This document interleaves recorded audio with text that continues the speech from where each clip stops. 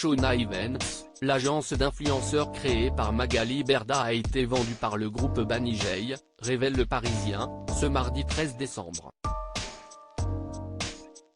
La papesse de l'influence qui a plus d'un tour dans son sac, adore et déjà pensé à la suite.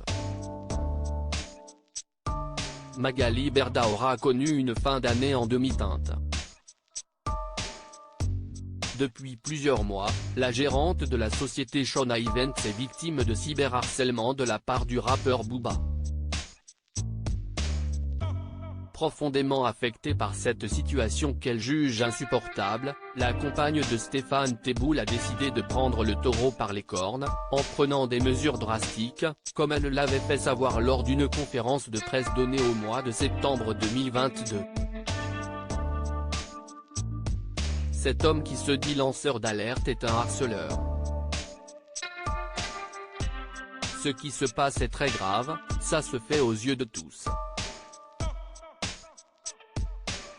Je ne peux pas accepter que le combat pour protéger nos enfants, nos familles, des dérives d'Internet soit confié à une personne qui attise la haine sur les réseaux à ce point-là, avait-elle déclaré.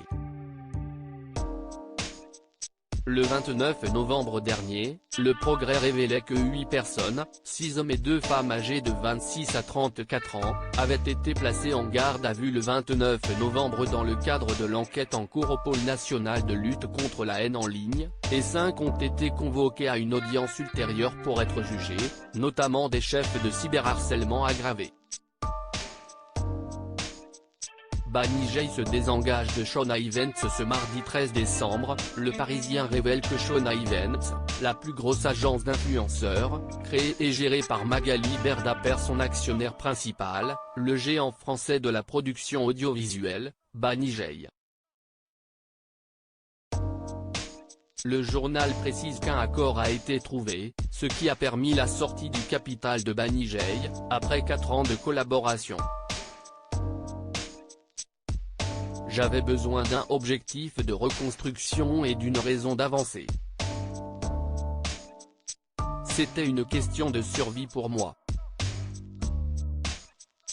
J'ai plein de projets et d'ambitions, a confié Magali Berda à nos confrères, qui précisent que Stéphane Courby aurait vendu Shona Events pour €1 symbolique.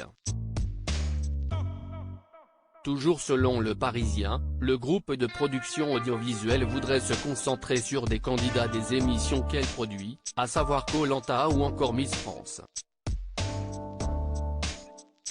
De son côté, la compagne de Stéphane Teboul a décidé de déménager de ses locaux du luxueux 8e arrondissement de Paris, vers le 15e arrondissement de la capitale.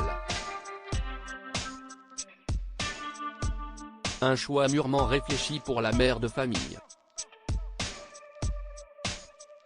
Une chose est certaine, une nouvelle page s'écrira en 2023.